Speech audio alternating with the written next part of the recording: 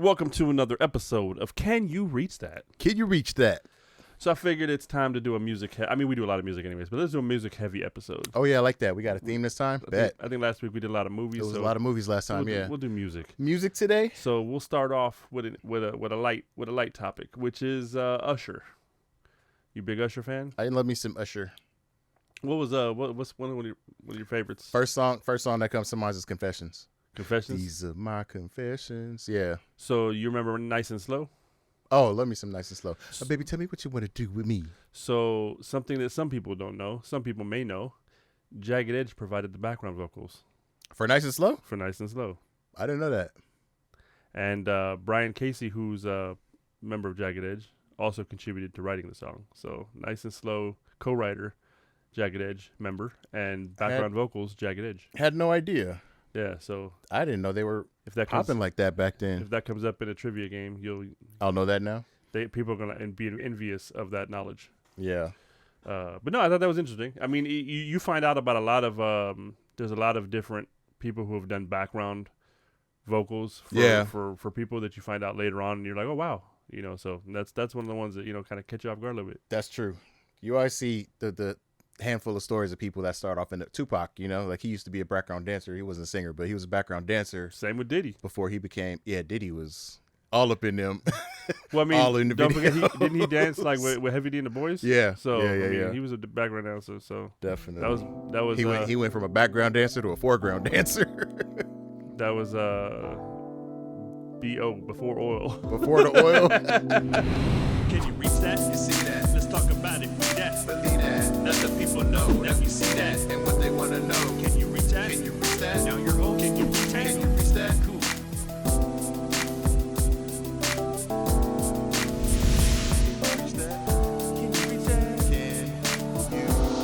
Can you reach that? But yeah, I mean it's a trip when you see certain singers that were background vocals, and sometimes they don't even get credit. So like, you remember Black Eyed Peas' "Where's the Love"? Yeah. So Justin Timberlake sang, that hook. He wrote and sang that hook, and never got credited. His label thought that it would be oversaturation for his solo debut. For his solo coming out, huh? Yeah. So That's crazy. So that song went on to win Grammys, Right. and he never got He any didn't get credit. any credit He got for nothing it. for it. So I mean, some people just I guess do stuff on the strength. They do it for the love. So yep. Where is the love? Where is the love? So continuing on this trend of music, La música. E40, 40 Water, Sprinkle me, man. Sprinkle Me. Favorite 40 song? Or one of your favorite 40 songs? That's a third. That's a huge catalog to kind of decipher. That's why I said one of. That's why I changed it. Function. Oh, that's a great. We out here trying to function. Yeah, because Getting hyphy with it. Now I'm going back to In a Major Way with Too Short. no, Dustin and Disgusted. Oh, okay. Him and Pac. Yeah. Yeah. Yeah. I like the way they wrote on that one. But you can't go wrong with Sprinkle Me and Hurricane. I feel like those are Saying two that you E40 got it classics. all. Oh, that's another Players Love the Ball. way you, yeah, Play His Ball was great. That was a good one. He got a lot of bangers out there. But yeah, so E40 is ready to drop his new album. It is called Turning My Money Over. TMMO. It's going to be a triple album. A triple? My bad. That'd be too easy for E40. It's going to be a quadruple album. Like a four Call it a 4-disc disc set. album. Yeah. That's what I want to call it. It's a quadruple album. Wow. The first in hip hop History. history. That's a lot of songs to be putting out at the same time. Well, see, Wanted to throw that curveball with a triple because triple sounds impressive enough, it does sound but impressive it's enough. a quadruple. But I think that, not to say that he's done a full quadruple album before, but I remember he came out with a series where he had 4 albums. Yeah, It was they like came out Day Shift. consecutively. Yeah, It was like Day Shift, Night Shift, Graveyard Shift, and Overtime or something like that. some of that. That But 4-album series. There was that little series that he Yeah. released them like right out. But it was 4 individual Yeah, albums, this which is I was gonna be pissed because one I had to album. buy them all separately. right. So this is all. But this is all going to one. be a 4.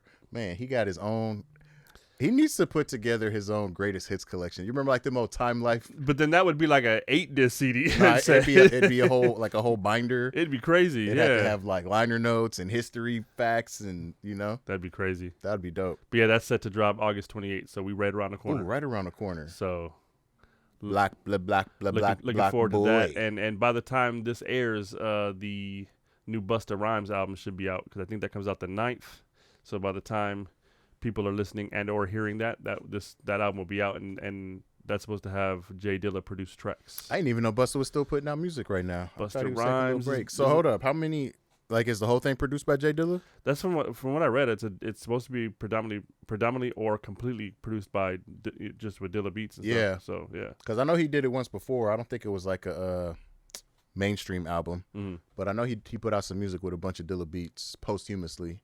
Yeah, but yeah, I feel like Busta got a lot of Dilla beats on ice because Dilla he just be pulling them out the woodwork. Dilla's definitely one of the greatest. He is. So wish he was still around dropping him that heat, but he's big ups to J Dilla. Got a hell of an archive. Big ups to J Dilla. We talked about big catalogs with E40. So what I thought it'd be fun to do a little guessing game for you real quick. So we're gonna talk about a certain artist and it's that person's most streamed songs, and I'm gonna see if you can come up with their top 5 most streamed songs. Okay. So and we're one artist. All right. So and this is just strictly Tupac. So we're gonna try to close in on that top 5 of the most streamed songs. Most streamed Tupac songs. 5 most streamed Tupac songs. Is "Hit 'Em Up" one of them? "Hit 'Em Up" is number 2. Yeah, I like that. Is "California Love" one? "California Love" is not only one, it is number 1. It is the one. That's right. Everybody know about that Cali Love. You got to be crazy to love Cali because that's an expensive ass bitch. So we got Cali Love. And you got "Hit 'Em Up." We got "Hit 'Em Up." What about "Two of America's Most Wanted"? That is Pac not and on Snoop. That didn't make it. No, that was a banger too. It was a banger. What else is there? That's what makes this a fun guessing game. What else is there? Why am I'm slipping on the big ones right now. I feel like they would no different ones. What about "I Get Around"? Nope. "Brenda's Got a Baby"? Nope. "Dear Mama"? Nope. "Dear Mama's," it's close. It's number 8, but we're not in the top 5. It's number 8. It's number 8. You getting in the range. What else do we got out there?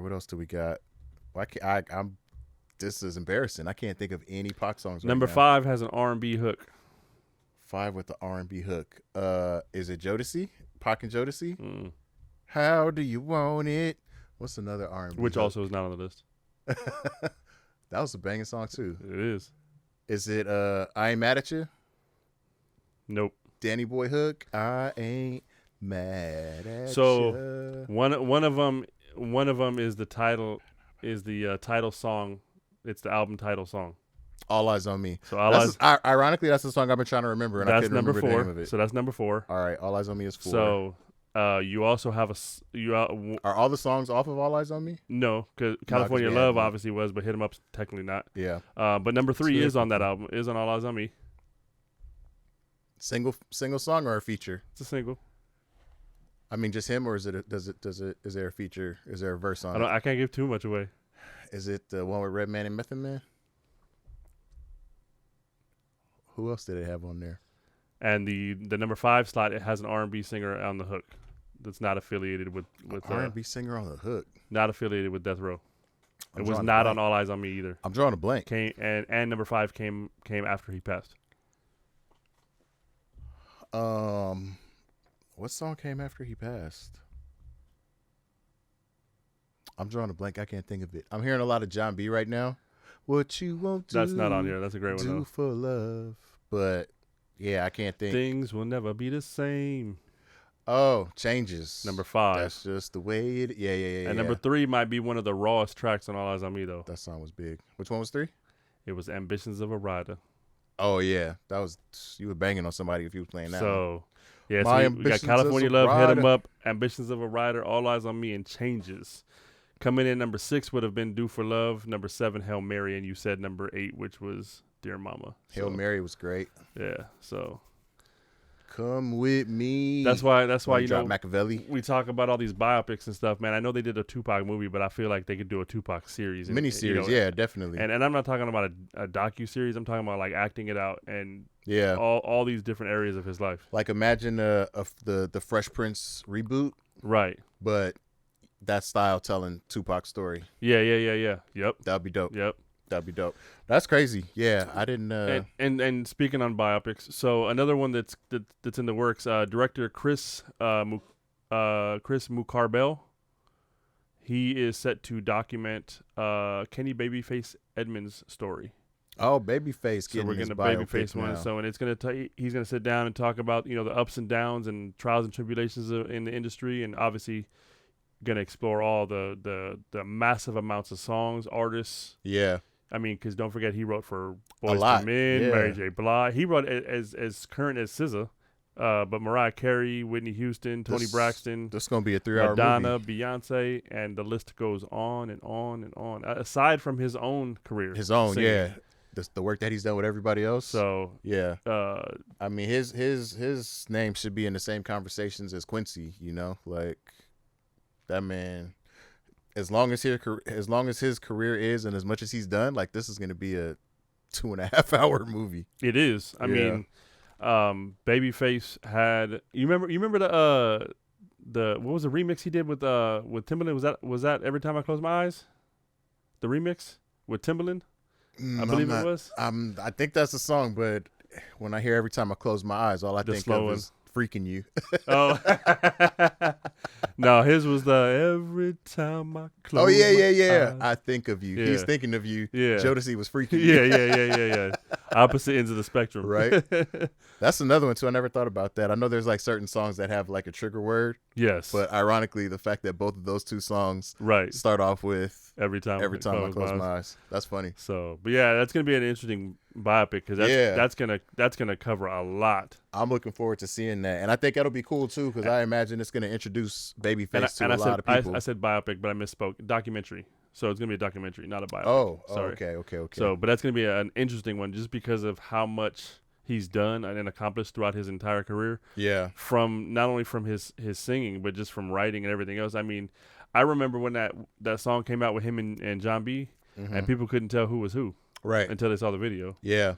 So, because John B was, he carried his own on that track. John B was smooth back in the day. Yeah. So that's gonna be a good documentary. I think Babyface is something that's, like you said, like a Quincy Jones, where he has his fingers in so much, that it's like you want to know more. Right. And how much work did he how much involvement did he actually have? In the music scene back then, Yeah, I think Babyface is one of those who carries a lot more pull and weight than people really know. People realize, but at the same time, I think people really know too, though. Right. It's like it's not a secret that he wrote for so many people. I feel like it's the same as finding out how much music Prince wrote for other people, right? And it's like, wait, Prince did all of that? Like Prince had his own stuff and he did all of that, right? Like he wrote some of the biggest artists' biggest songs, right?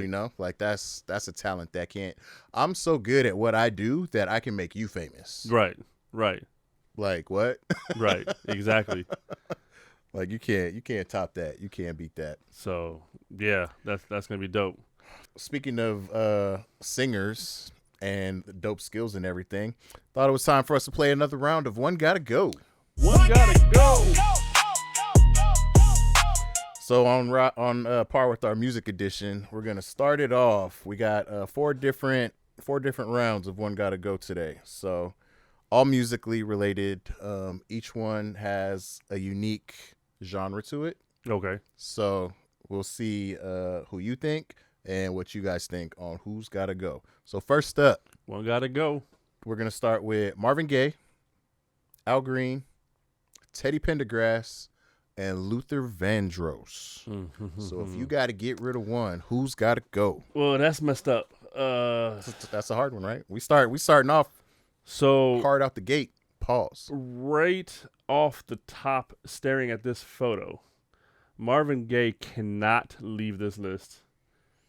Luther cannot leave this list. And for that matter, neither can Al Green. And nothing against Teddy Pendergrass, but I think if I have to take one off this list, I'm going Teddy. It's going Teddy P. And that's a hard one to call, but I think I'll take Teddy off this list. I'm going to have to agree with you. I love me some Teddy, but, I mean, Marvin is classic. Al Green is... And Luther? Luther!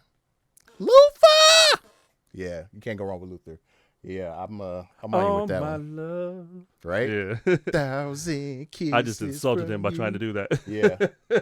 Yeah, so Teddy P Yeah. gotta go, unfortunately. I'm with it. All right, round 2. This one, let's talk about some conscious rappers. Conscious rap. Yeah, Common, Mos Def, Talib Kweli, or Pharoah Monk. Which one gotta go?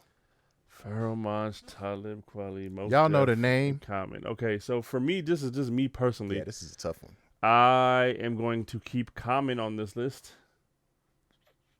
I am going to keep Mos Def. I think those two have to stay here. So for me, it comes down to Talib and Pharoah. Right? And as much as I love some of the Talib tracks, I think I gotta keep Pharoah, man. I think me personally, if I got it, and there's nothing against, Right. it's just that me personally, Common, Mos Def, and Pharoah, like, I think I'm holding on. Out lyricized Kweli. Nah, I don't even know if pretty it's good. just out lyricized, just I don't know, just something. It's Something about fandom, I guess. Like, this is what I'm more. Oh, I get it. So I get it. Mine, I got a different one. I agree. Common and Mos Def gotta stay. I feel like they are the pioneers. Ironically, even though I feel like they are both conscious rappers, I feel like they come at it from different angles. right. You know, but Kweli is dope. Yeah, When- he is. When they dropped the Kweli and High Tech, like, Oh, for sure. bumped that forever. Like, For yeah, sure. you pronounce my name, like it was, and that beat, man, fell in love with it. Pharoah Monk, I mean, this man gave us Simon Says. Much. I call him Monk. Fellow Munch. My Pharoah Munches. Nah, but I mean, this man gave us Simon Says, and I think that's a forever classic. Oh no. That's another Look one at that he who gave that us is too. in the Him and back, Nate though. Dogg. Yeah. Pharoah gave us some bangers. Yeah. But I think for me, I gotta let Pharoah go. That's I think I gotta keep Kweli over Pharoah. Is that's your list? That's my Yeah. list. It's Common, Mos, and Kweli. Pharaoh's gotta go. That's a tough one though. Yeah. What do you guys think? Is that an easy one for y'all or tough? Like, let me know. Put it in the comments. All right, next up, lyrical rappers. And I tried to pull like one top dog from each corner of the U.S. So we got Scarface, Kanye West, Andre 3000, and Jay-Z. Which one of these got to go? So you already know for me, Andre's staying because I do know that. I love Outkast. And I'm going to just tell you right now, when I came up this list, I wanted to put Black Thought on there, but I felt like that was he's not going anywhere. So I felt like that was too much of a if you throwaway. put Black Thought on there, Yeah, he's definitely you can take staying. the other three got to go. All right. So Andre got to stay. Scarface got to stay because, man, Scarface. It's face. It's face. So for me now it comes down to Kanye and Jay-Z. So I feel like that's an easy choice. one of them got to capture the throne.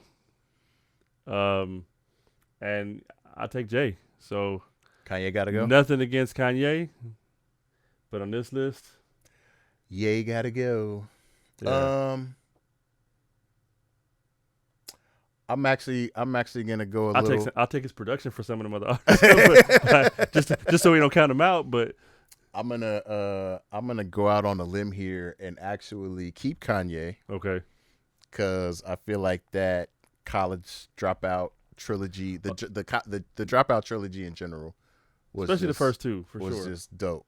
Because it was College Dropout, Late Registration, Graduation. Right. Man, Graduation was just like icing on the cake. So Kanye stays for me. Okay. Huge Kanye advocate.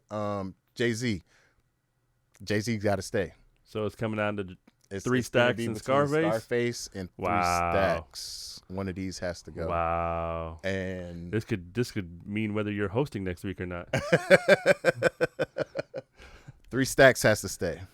Okay. I love me some Welcome 3 back. Stacks. So Welcome back. But dang, you're getting rid of Scarface? I gotta let Scarface go. Wow. Sorry. Like I love me some Scarface, but Wow. yeah. Between these 4, Scarface gotta go. I wondered what he meant. Now I know. Never seen him back. Right? Never seen him back. Yeah, I mean, I can't lie though. I mean, Scarface that's a gave tough one, us but yeah. Mary Jane. Scarface gave us The Diary is The Diary was one a of my great top album. favorite albums of all time. Diary I'm not was a gonna say great it's album. my top album, but it's one of them top albums. Yeah. It's just And we can't forget about the fire that he put out with the Ghetto Boys. you yeah. know? Oh yeah. Yeah. All right, so last but not least, let's do male R&B groups. So we're gonna start this one off with Jagged Edge, Jodeci, 112, or Dru Hill. Which one of these gentlemen groups gotta go? All right. Well, I'm gonna start off right off the top. Jodeci is not leaving this list, and I think I'm going to hold on to. Man, this is tough. Yeah. I think I'll hold on to Dru Hill. Okay. So it's between Because 112 and the Jagged thing Edge about for Dru you? Hill is not only did they have some dope hits, but then they would hit him with the So Def remixes. Those remixes were fire. Yeah, so Somebody sleeping Right. in my bed. Yeah. how deep is your love for me? Yeah. Mhm. So now it comes down to Jagged Edge and 112, and both have, man, where the party at? Right. Girls is on the way Where with the the Bacardi Bacardi at? at. He was doing neck tattoos before it was cool. Right? And then you got 112. They gave us Cupid. 112 is the only group that had a lead singer who seemed like his pitch was off, but for some reason it worked. It worked good. Like his pitch was so off, it felt like. That choir director, that's a little extra. You're right, but it worked for that group the way it worked, It sounded good. and they had heavy money behind them, being on Bad Boy. Thought I told you that. Not We that won't Jagged stop. Edge didn't have decent on Def Jam. Golly, and you got Cupid, you got Only Me with the Biggie remix. This is a tough one. Only you. This is a tough one. I think Yeah. I'm gonna go off of just pure singing talent on this one, and I'm gonna take Jagged Edge. I'm gonna knock off 112. What? That's a surprise. I didn't think he was going. But to it's not. It's not against it because I like 112. I like some of the 112 is great. But I think I'll keep. If we're going just straight R&B skills, I'm keeping Dru Hill and Jodeci staying, and I'm keeping Jagged Edge. So 112 is my gotta go. All right, top of the list for me has to be Jodeci. Yeah. That first album, Forever My Lady. Oh yeah. Man, that album that they did. What was it? The show, the after party, the hotel, the after party. Right. Man. And we're not even going to talk about the Casey and JoJo aftermath. Separate, yeah. We're just talking Jodeci itself. We're not talking about the So- appearances on Martin when they was on the Varnell Hill show. Right. Which, by the way, is being rebooted if y'all didn't know, coming out Tommy soon. Davidson. Tommy Davidson. I believe Kim Whitley is going to be in it also. Yeah. We're going to see some appearances from Martin in it. But yeah, Casey and JoJo had all those Tupac collabos too. They did, yeah. How do you want it? But if you eliminate those and you just talk Jodeci, they still remain. Even Jodeci by themselves. They still remain. Stay. So where are you at with this? So you got Jodeci staying. I'm not done talking about Jodeci yet. That's how much I'm on Jodeci's jock right now. we almost out of time. Yeah, so Jodeci's my number one. Okay. Now, here's where I differ. 112 is my number two. Okay. I love me some 112. Is it because you felt like when you were singing along with him, you felt like We you had could the same- really we was sing? on- we- He was we on the sing same in the same pitch. key. Yeah, we sing in the same key. Everybody thought He that. sounds perfect for me. Everybody thought that. Nah, Oh, but I I love need what they to put know. Sorry. But it was, I and mean, then it worked, you just though. got It Diddy did hopping work. through the background. Take that. It just worked, though. It just worked. It did work. And then, so, All right, so you keeping them? it's between Jagged Edge and Dru Hill. All right. It's between Jagged Edge and Dru Hill. J.E. was dope, but I was more of a Dru Hill fan than a Jagged Edge fan. Okay. So Jagged yeah, Edge got to Jagged go for Edge you? got to go for me. Wow. Giving him the boot. But they got the Let's Get Married. That every wedding plays that now. That is Meet me at the altar in your white dress. Yeah, that is the new wedding song. Dang, that's crazy. That's crazy. Gotta get rid of him. I thought I knew a dude, man. I don't know, Dang. motherfucker. Thought- Nah, but that's it. Yeah, so let us know what you guys thought. Who you think should That's go? crazy. Why you think somebody should stay and why they shouldn't go? So I know we said we was going to do a heavy music episode, and we are. But I'm going to step away into the movies really quick, only because I was a fan of this first film. Ready Player One. There's music in that movie. There is music in that movie, so we're all good. We're still on track. But Ready Player One was a dope movie. Like, I loved it. I loved Yeah, the movie. yeah. I thought it was really great. So after many years of talks and speculation, it's said that Ready Player 2 is currently in development. Okay. So a lot of people are speculating on what the movie's going to be about. what references there with the amount of movies and everything out now, like that comes out in the masses. They're like, what hidden Easter eggs, what cameos, what things are we gonna see in this one? Right. And I don't know if you're familiar. I am not familiar, but the books themselves that these are based off of, Have not read the books. I've seen people in the comments of the stories about this being in development, and they're saying that anybody who's read the books is not excited about part 2 because apparently part 2 is kind of bland. It's kind of basic. It's not to say that it's entirely boring, but it's definitely not the first book. Is it a trilogy series? Is there a third? To be honest with you, I'm not sure. I'm not very familiar with the books. I wasn't put on game about Ready Player One until the movie came out. Yeah. No, So- I just asked that because I'm wondering, because I know there's a couple series. The first one that comes to my mind is Lord of the Rings. Right. Where the first one was good. I felt like the second one was literally just made to get you from the first one to the third one. Yeah, it's a lot And of then walking. the third one was good. Well, lots of walking. You gotta. It's You gotta hard. walk. They ain't got no cars, man. They gotta walk. It takes a minute. They but got yeah, Smeagol's and invisible capes. So I'm reading a lot of people saying that the second one is, all these people who are making these speculations about all the cameos they could do and all this other stuff, that they're going to be pretty let down when it comes to this if they do it based on the book, right? Well, Maybe that just means the theaters will be less crowded for opening weekend. maybe people in the comments can drop me some knowledge because I'm not fully aware of the books. I didn't read them. Like I said, I was only put onto it by the first movie. Yeah, and I enjoyed the first movie. I did too. I liked it So- too. I mean, it was enjoyable to watch as a piece of entertainment, but at the same time, it was also kind of a psychological trip because there is some version of our future that could look like that. You know what I mean? Where everybody's jacked into the internet world, the metaverse. When you said jacked in, it reminded me of Futurama when Bender used to jack on. I thought you were going to say Matrix with the jacked in. No, because He would Bender. Bender Rodriguez, man. That's funny. But yeah, so I mean, Have you been jacking on? it makes me wonder if they're going to come out with a third one to like wrap it all up. Yeah, I mean, could be. And like I said, like maybe the listeners can throw some Let us comments know. and let us know. But like Let me know from some. what I've read and some of the things that I've read, it says that the second book was fairly bland. So I am not aware. Maybe I'll get the audiobook and listen to it in the car on my commute. But yeah, so I mean, development, I shouldn't say. Not Development? production. Development on the second one has Any come to date? par. No, it's just when it's Super in early? development at this point, I'm sure they're just trying to gather their outlines and get the scripts done. So, Right.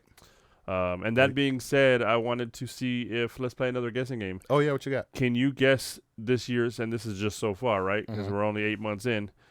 This year's 5 movies, because there are 5 that have passed $1 billion at the box office. 5 movies that have come out this year that passed 1 billion at the box office. First one that I think would be on that list is Sinners. Sinners is not on this list. Damn. Well, then I don't know. So I'll give you number 5. Fairly recent film. Was filmed in IMAX 70 millimeter. What And just came out that in is IMAX The 70? Odyssey. Already? The Odyssey is at $1.008 billion. How long has it been out? Didn't that just come out? Oh, well, there's one that's come out sooner, The Tire. Dang, that went up quick. So Odyssey, huh? Okay. Are these all recent movies that just came out? I mean, it's 2026, so January to August. January to August, huh? I'm trying to think what movies came out this year. Michael? Michael is number 3, Dang. and that's $1.016 billion. Okay, so we got... So you're missing 4, 2, and 1, and I can tell you 2 of those 3 are fully animated. Fully animated. Ooh, Toy Story 5 came out this year. Toy Story 5 is just above Michael at $1.07 billion. What's another animated? Mando and Grogu? Did they make it on? No, man, animated. I mean, I know that. I was just thinking. What's another animated movie that came out? There wasn't a What's that? What was that Feelings movie? Nope, it's not that one. Bottoms Up? Nope. No. Inside Me? No. Kidding. Kidding. Inside Out? Special theater for that one. Oh my God. Walking in with the trench coat. If that made $1 billion, that's crazy. Yeah, it was featuring Zendaya. No, I'm kidding. I can't think of any other animated movies that came out this year. It's me. Mario. Really? Yes. Super Mario Galaxy movie made $1.012 billion at the 4th spot on this list. I And forgot about that one. number 1 on this list is Sinners was 3. That's crazy. What else came out that was a big movie this year? I don't know. I can't think of any other. Give me some. Lead me. Marvel. It was a Marvel movie that came out this year. Spider-Man Spider-Man, that just came brand new day, Oh, yeah. $1.1 billion. Have you watched it yet? I have not. So I can't talk about it? It's too early, man. We don't want to spoil it for some of the listeners. Nah, you should have seen it already. We're talking about a couple of... Hey, I told you I can't go the first 3. Big movies like that, it takes about 3 weeks for me to get leg room. All right, I'll hold on to it, but I think I got a unpopular opinion about this movie, but we'll see. Oh, well, it sounds like in about a week or so we'll have a hot take. Maybe. Brought to you by the fresh roasted brews at Throttle House Coffees and Teas. That's ThrottleHouseCoffees.com. Is it coffees? ThrottleHouseCoffee.com. But it's Throttle House Coffee and Teas. Yes, sir. That's funny. But yeah, so those are the top grossing... the top 5 that have passed $1 billion. Past $1 billion. The ones that are coming in close are number 6 is Devil's Royal Prada 2 at almost $700 million. Project Hail Mary is at $684 million. Pegasus 3 is at $656 million. Obsession is at $475 million, and Minions and Monsters is at $452 million, rounding out the top 10. Wait, so Scary Movie didn't make it? It did not make $1 billion. Boo. It did not make $1 billion. Because Hollywood's racist. Probably deserves it. No, I'm kidding. I mean, I'm talking all this shit. I haven't even seen it yet, so shame on me. See? But you went and saw Spider-Man. That's probably why they didn't make it, because I didn't buy a ticket. So, but yeah. Yes, I did go see Spider-Man, because it's Spider-Man. And I wanted to see old Tom Holland. Spider-Man. Spider-Man. So, and finally on my movie list, and this is not a movie coming out, maybe. Is it a movie you're making? I wish. Oh, man, I'd make bank. I'd get my investment back so easily. So this is all based on rumors, speculation, some statements by these people. But Karl Urban and Jeffrey Dean Morgan are actively, publicly campaigning to do a Red Dead movie. Really? And I want to see it, man. Like, I want to see it. I think that, like, that's 2 great actors that could definitely fill the role of Dutch and Morgan, right? And Arthur Morgan, and the story of the game itself. If you combine part 1 and 2, especially 2, has the means to be not a docuseries, a miniseries in itself. Yeah. Like, you could see it being, a few seasons long. I mean, the second game alone, the way the story was, you could probably make about 3 seasons out of that. Right. Let alone if you include the first game, which was technically after the second game. You could throw in another 2-3 seasons. You could get 5-6 seasons out of this, and the story is dope.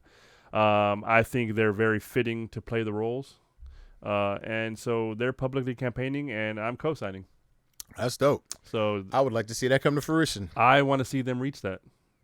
Same. So I'd love to have a conversation too, because I wonder their public campaigning. I wonder how far, whose ears is that reaching, right. and et cetera. I know there's probably some legal stuff that has to happen because it's, it's Rockstar property. There's going to be some licensing and et cetera, et cetera.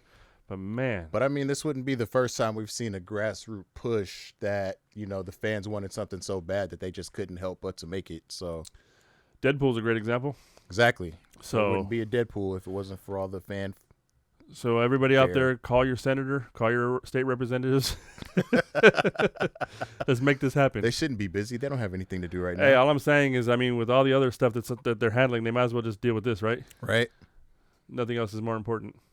But yeah, I thought that was a cool thing. I think the fact that not only that it's reached them to the point where they started talking on it, but that they've also mentioned that they're both extremely familiar with the franchise. Right. And both of them have.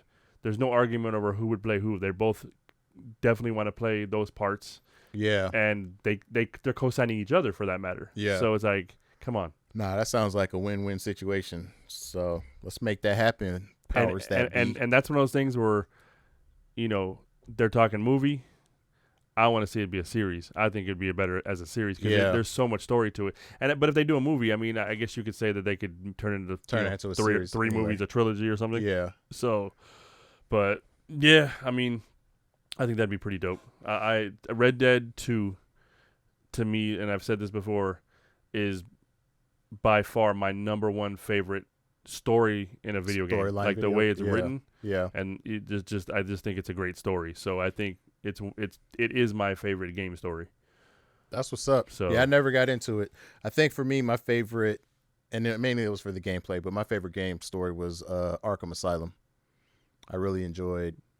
It was a good game. How that played out, and I know that's a little different from Red Dead, but yeah, it was a good game. Yeah, but Red Dead, just like the originality of the story, the way that it was written, the ups, the downs, the lefts, the rights that it took. It's fantastic. Nice. Can always appreciate a well-written video game. So, yeah, I guess we've reached maybe a tidbit time. We've come to that time where it's time for the tidbit. Let's kick it off. It's the tidbit. So is this going to be about music? Yes, of course. We're back to music. You know me and my statistics. Because you can't steer away from music the way I did. No. What you got? I love my statistics. And every now and then we come with some new information about the Billboard ratings. Well, for the first time in history, mind you, since the inception of the Billboard the Billboard Hot 100, occupying all 5 of the top spots are country songs, country music. Wow. Country music has taken over the top the 5 Billboard Hot 100. And that's crazy to see to me because so it's just country is the top 5. There's other genres. There's other genres in there. So this is the first time the top 5 is all country. This is the first time the top 5 has all been country. Wow. And I feel like that says a lot for the state of music right now, because, and not to say anything bad about country, because country's always been there, right? But to have no rock, to have no hip hop, to have no R&B, to have no nothing pop, else, no nothing, just country. It's country. It's all country. We've gone country. That's a song, by the way. Let's get our cowboy hats. Yeehaw! Break out the Lil Nas X and the Shabuzi. I said country. Beyonce? I said country. Dance party like Beyonce. They're country. She's country. She's a country bucking. To be honest, a whole lot of women. I don't know where you stand on country music. I'm not a huge country music fan. When I think of country music, I think of Nelly. Country grammar. Country grammar. I'm going down. When I think of country music, I think of Outkast. You like manicured toes? Whoops. And cornrows. I like cornrows. Should be manicured toes. Shouldn't it be pedicured? Bangle earrings. Shouldn't it be pedicured? Nah, you get pedicured fingers and manicured toes. We're just going reverse. No, I mean, I listen to a lot of genres of music. Yeah. I listen to a lot of hip hop, a lot of R&B, but I listen to a lot of rock. I listen to a lot of alternative. Depending on what I'm doing in my mood, I'll throw on some jazz. You know what I mean? Like it's all in the mood, like a lot of oldies. And there is some country in that I'll vibe off of, but it's like Johnny Cash, like it's old school. Like raunchy country, not like poppy country. Right. I guess there's a subgenre there. Yeah. But yeah, so the top 5 that you're speaking of, I probably don't even know her. Hardly even know her. So yeah, let me show you who we got right now. You'll know at least one of these people. So at number 1, Ella Langley with Choosing Texas. Okay. Number 2, Morgan Wallen, Been By Now. Okay. Number 3, Taylor Swift, I Knew It, I Knew You. See, I'm not a Swiftie, but I know who she is. But I know who Taylor is. And, it makes sense that she would be in the top 3 now if it's going to be all because country. I'm not a Swiftie, our show's getting canceled. No, we're not hating on Swifties. We're not hating on the Swifster. Ella Langley and Morgan Wallen. Ooh, so Morgan Wallen's on here twice. I Can't Love You Anymore. And number 5, Stella Lefty, Boston. Okay. Well, I know Taylor Swift, so there you have it. Yeah. But no, country music's taking over. There you have it, folks. We have a period where the predominant genre of music, and correct me if I'm wrong, but I feel like I'm accurate in saying this, hip hop has been the predominant genre in music for over 20 years, if not 30 years, everywhere. Heavily influenced. And you can see it if you're seeing ads or if you're seeing commercials. Yeah, there's a lot of very influenced for hip hop sure. music in the backgrounds. We didn't have that growing up. It was a lot of rock and roll. It was a lot of soft jazz. To see Ludacris's song on a television commercial, blowing my mind. To hear T-Pain, to hear E40, right? Yeah, it's crazy. It's crazy to see. So for that to be as influential as it was. And then now I used to bug out when I would hear the beat for Arby's Run the Jewels on the Cadillac commercial. Because the first lyrics of that song is not Cadillac commercial friendly. Right. The very first bar is not, but obviously they don't. They're not playing the lyrics. They use the music. Yeah. They use the music, but no lyrics. But that used to trip me out. But yeah, it's definitely influenced everywhere. Yeah, and I mean, I feel like the most RTJ, right? I forget how to do it every time. Yeah, you got to do the fist and the one of them. Yeah, something like that. Yeah. I don't know. Anyway, but anytime I think of that, I lost my train of thought. The influence in commercials and music and everything. Right. Whenever I think of that, I think of Arby's, because Pusha T got the money for doing the Arby's commercial. Oh yeah. For the right. longest he time, wrote those jingles. Yeah. Nobody really knew about that. Yeah, but, you know, Like every time you hear that little Arby's jingle, I'm like loving Pusha it. T's getting paid. It's crazy because it's just I'm loving it, but it was like no, that's McDonald's. Arby's was. It was the. But didn't he do Did he do I'm loving it too? I think he did. I'm loving it. He did a bunch of. He did a lot of jingles. I'm sleeping because I ain't even know. He that did a lot of jingles. I remember. I'm pretty sure he did the McDonald's one too. Damn. I might be wrong. That's impressive. Correct me if I'm wrong. Let us know. But I know he did. I know he spoke on a couple of jingles he did for different companies. Because I know for sure he did Arby's, but I hadn't heard McDonald's. Yeah. But if he got McDonald's too, that's crazy. Because if he gave us I'm loving it, like we was on that for a minute. Right. We was on right. I'm loving it for a minute. And it's so simple. It's just a simple slogan. Right, yeah. I'm loving it. That was it. We need something that lets people know that they're loving our food. Right. We'll just tell them. I spent 3 weeks in a villa, locked in a room, and I came up with this. This is the best. I'm loving it. Genius. But that's the thing. Nobody else thought of it. If he did, then that is what it is. So, nah, it worked because we was definitely ba-da-ba-ba-ba. Yep. I'm loving it. So, yeah, McDonald's is taking us through a lot. Kind of random, but McDonald's is taking us through a lot. What was Moon guy's name? Was he McMoon? McKnight? What was his name? Oh, Mac Tonight. Mac Tonight. Man. Great times. Great time to be alive. All right, so that's going to do it for us here today at the Can You Reach That Studios. So while you were speaking on that, I decided to just make sure I was right. And yeah, Pusha T did. I'm loving it. That's crazy. Did it give a year? Did it say how long he's it says Pusha T wrote and produced and it was produced by the Neptunes, the jingle. Crazy. 2003 slogan concept. 2003. I'm loving it. That's back when it was early. Now it's everywhere. So it's wild. That's dope. Well, with that, we've reached our outro. We have reached it. Subscribe, like, follow, and all the good stuff. And we'll see you here next week on Can You Reach That? Can You Reach That? Can you reach that? Can You Reach That? Brought to you by Double One Entertainment in Coopersville. Hosted by Tango and Coop. And created and edited by Tim Greenlee and Brandon Adolphus. Music, sound design, and editing by Michael B. That's me. Visual art and graphic design by Jonathan Greenlee. Additional visual design by Timothy Greenlee.